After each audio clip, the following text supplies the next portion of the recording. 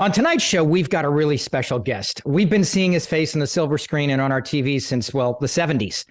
His debut role in King of the Gypsies earned him his first Golden Globe nomination, and he simply moved from strength to strength with stellar performances in films like The Pope of Greenwich Village, Star 80, and Runaway Train, for which he received an Oscar nomination.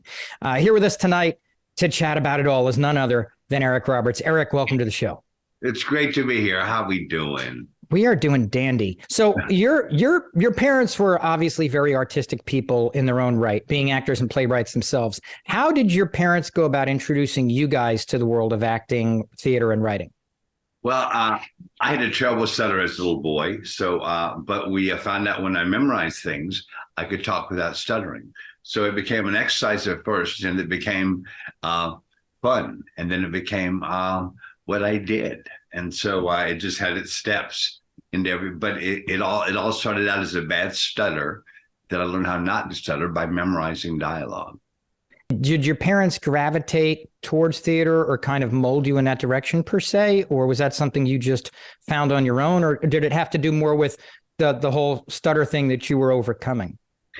It all began with the stutter thing, but I was good at it. So my mom and dad both said, you should do it if you like it. And they're both very supportive about it. So did you have or do you have any idea how your dad came to be the acting coach for Martin Luther King Jr.'s daughter, Yolanda King? I mean, that came up in my research. I found that bit of family biography a little fascinating. I didn't know if you knew much about it, but if you did, I was kind of curious. Sure, I did. I grew up with the King kids. Yoki, Martyr, Dexter, and Bunny came in our school in 1965 because Coretta had read they were integrated and that we were looking for students. So she brought her whole family to us, and Yoki and I made friends. And then Yoki and I also grew up to go to the same high school together. And we're both in student council together. So we both were.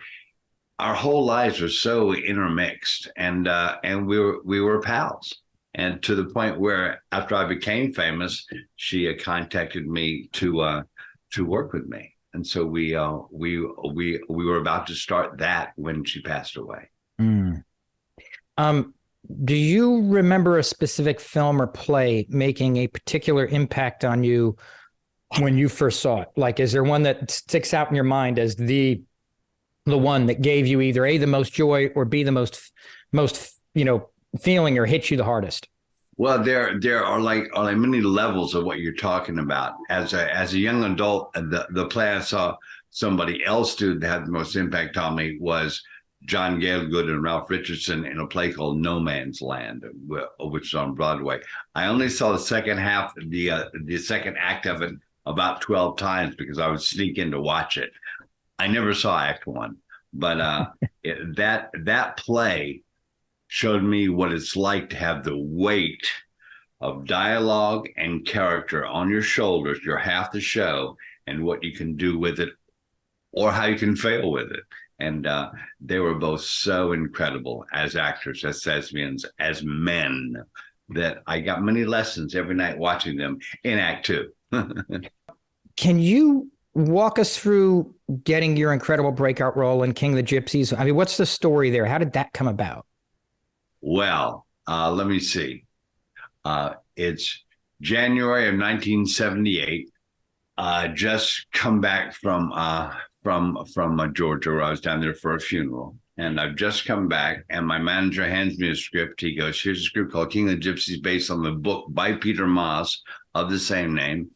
Do you know who Peter Maas is? And I said, yeah, he wrote Serpico. Sure, we all know who Peter Maas is. He says, well, here's King of the Gypsies. It's the same kind of, biographical thing, blah, blah, blah. I read it. I fall in love with it. Wow, this is cool. Yeah, well, here's the script by Frank Pearson.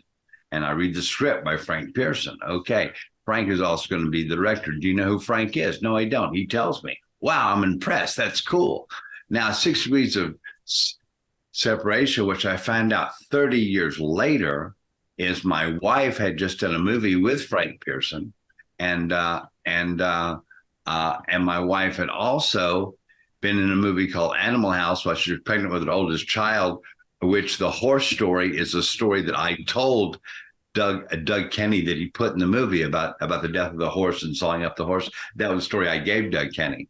So 6 degrees of separation all over the place. And I told Doug Kenny because Doug Kenny was dating a woman I was doing a play with at Joe Papp's Public Theater.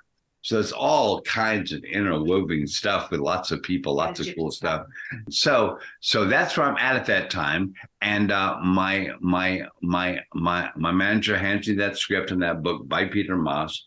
I read them both. I go in and I audition 3 times for Frank Pearson, and I get a screen test. Now, the day of the screen test was the biggest snowstorm to date in New York City that ever happened. It shut down the city.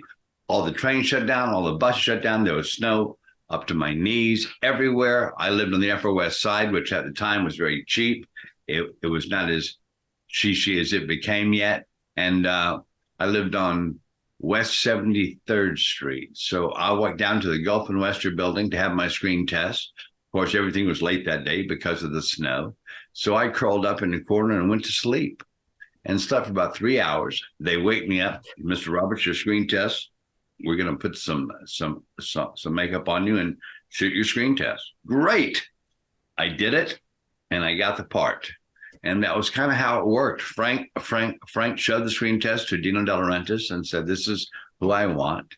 And the Dino said, "Of course, that's who you want. He's great." And they gave me the part. What could have possibly prepared you so young to give the kind of performance that you gave in that film? I mean, it seems like right out of the gate, like, boom, you were in the awards conversation. I'd done lots of plays. I had lots of experience, and I was very lucky. And I was at a turning point in my life. I just lost my father, and I felt very, very singular, how one does after death of a family member. And I just felt brave, and I just attacked it. And I got somebody watching who mattered, Frank Pearson, and he made me a movie star. While you were shooting, did you feel like you were giving an award-worthy performance? I mean, did you feel like you were shooting something special, or was it so new to you that you didn't even realize how good you actually were? I felt I was kicking ass. So what do you remember about your first day of shooting? I mean, here it is, your debut feature, standing in the same room with such an incredible cast.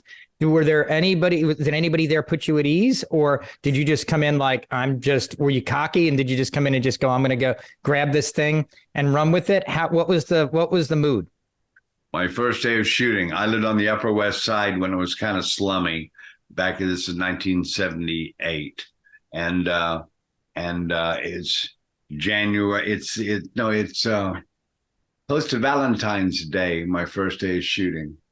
Yeah, and I get up and I'm very nervous. I only slept a few hours, and I get up and I realize I'm going to go make my movie. Oh my God, I'm a wreck. Oh Jesus.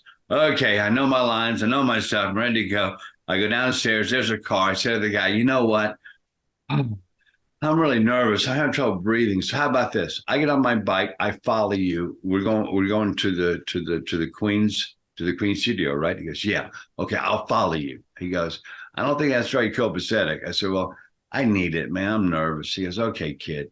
He drives. I follow him. We get there. He pulls over. Here's the studio. Okay, I pull up on the sidewalk. But there's a guy and this other guy, this young movie star looking guy, an older fat guy, and they're standing there. And I pull it in front of them. "Hi, how you doing?" And it's my producer and his son. It's Dino and Federico.